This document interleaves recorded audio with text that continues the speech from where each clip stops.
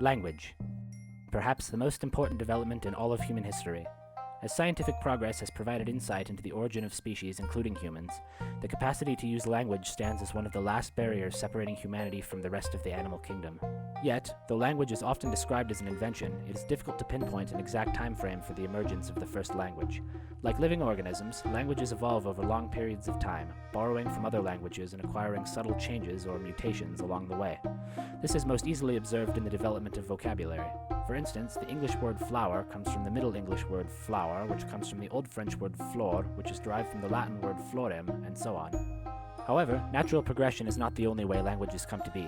With a sufficient knowledge of linguistics and familiarity with the way various languages work, it is possible to create languages ex nihilo.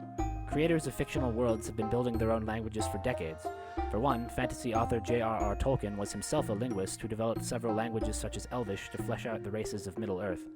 Having decided that the militaristic Klingons needed a sufficiently warlike tongue to match, the producers of the Star Trek films commissioned linguist Mark Okrand to create Klingon Hol, the Klingon language.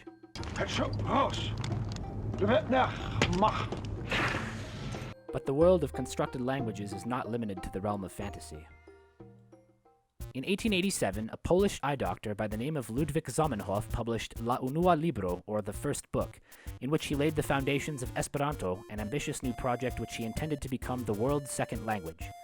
Zamenhof believed that the animosity he saw between people of different cultures started with simple misunderstandings caused by language barriers. Believing he could help promote world peace through mutual understanding, he developed an international auxiliary language to facilitate communication between native speakers of different languages. He called this language simply Lingvo Internacia, international language, but his supporters took to calling it Esperanto, an Esperanto word which means someone who hopes, after Zamenhof's own pen name, Dr. Esperanto. By far the most widely spoken constructed language in the world, with somewhere between 1 and 2 million speakers, Esperanto has developed a diverse and unique culture. Esperanto speakers, or Esperantists, come from all over the world: France, Germany, the United States, China, Japan, Australia, all united by what Zamenhof called a neutral linguistic foundation.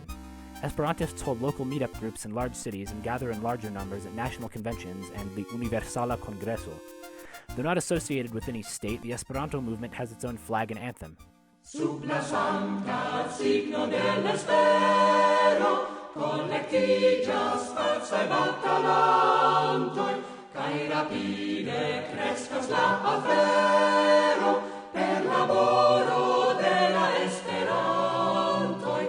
Musicians, writers, and poets have composed original works in Esperanto, and in recent times even Esperanto video bloggers have started to appear.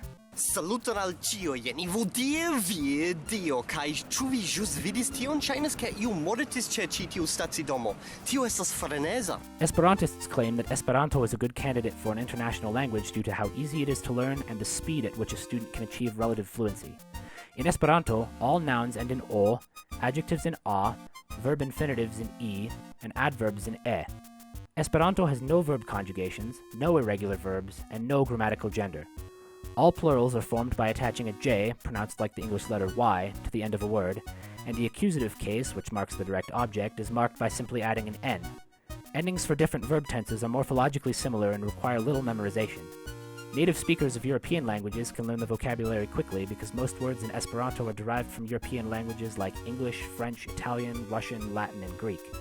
As a result of this, however, critics argue that Esperanto is Eurocentric and thus unfit as an international language, let alone a neutral linguistic foundation. Unlike naturalistic constructed languages like Esperanto, which attempt to emulate the structure and sounds of natural languages, others abandon conventional rules in pursuit of a central idea or philosophy. Thus we have Lojban, described by its advocates as a perfectly logical language free from ambiguity. The word Lojban is a compound of two Lojbanic roots, Logji meaning logical, and Bangu meaning language. Lojban was originally conceived in the 1950s as the private project Logland by sociologist and science fiction author James Cook Brown for the purpose of testing the Sapir-Whorf hypothesis, a psycholinguistic theory which states the concepts a person can think about are defined and limited or at least influenced by the languages which that person speaks.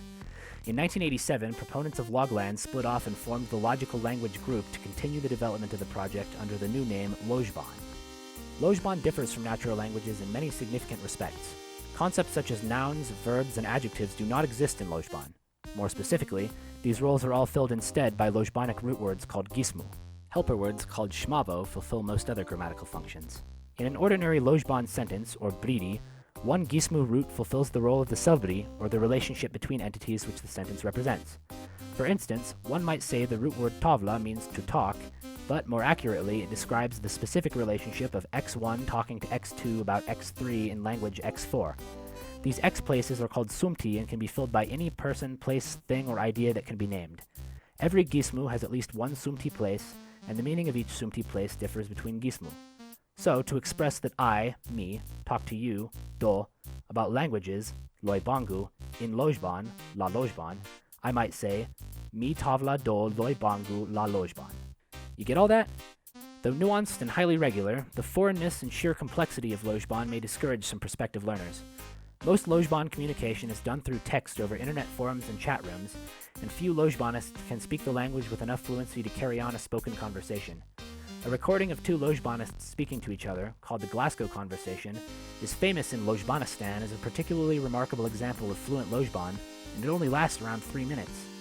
Loj mabla shnino senskaži bele gerna poi nahe se chejuno mi ido pilo role mabla shnino mi nahe kahe fraku Role mabla shnino.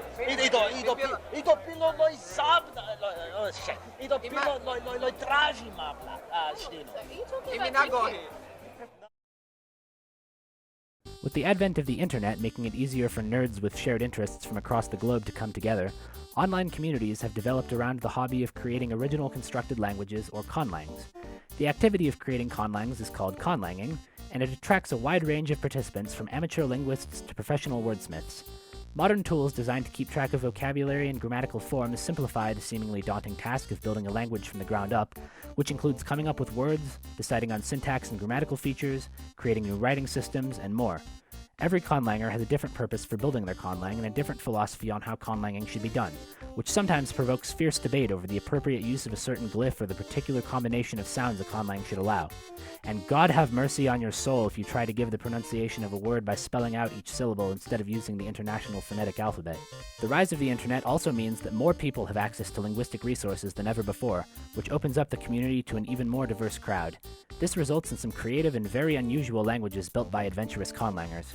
One such language, Car Slam, is being developed by Reddit users Destiny Jr. and CrazyCollectorPerson, and derives its entire vocabulary from existing English words that have no relation to the meaning they are assigned.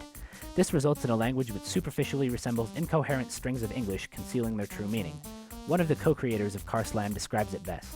Car Slam is a language that was started in 2015 and is currently still being built. It's a constructed language that is based on false cognates with English. Every word in the language is spelled and pronounced identically to a word in the English language, but they of course have different definitions. There are 3 cases in Car Slam, being the nominative, accusative, and genitive cases. They are often marked by building upon a root word. The case endings are often irregular due to the difficulty finding English root words that can be used to build the language. It is normally subject, verb, object. Adjectives follow the nouns that they modify. There are 2 grammatical numbers, singular and plural. Verbs conjugate for singular and plural subjects. Here's a small sample of spoken Car Slam. So meter, fee string. So Lord bug, something slum. Less's exchange off gene slam. Will so mem demand bag. So fate remanded tell exchange colt. Will so mem just abort bag. So Lord bug less's took.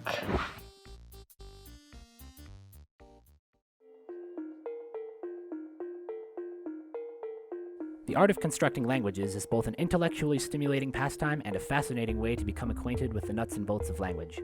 Conlanging is for anyone and everyone with a desire to craft their own tongue. Though a basic knowledge of linguistic fundamentals is essential, you don't need to be a master linguist to get started. Pick up a pen and start thinking up new words. Who knows, maybe you'll build a language that will be heard around the world.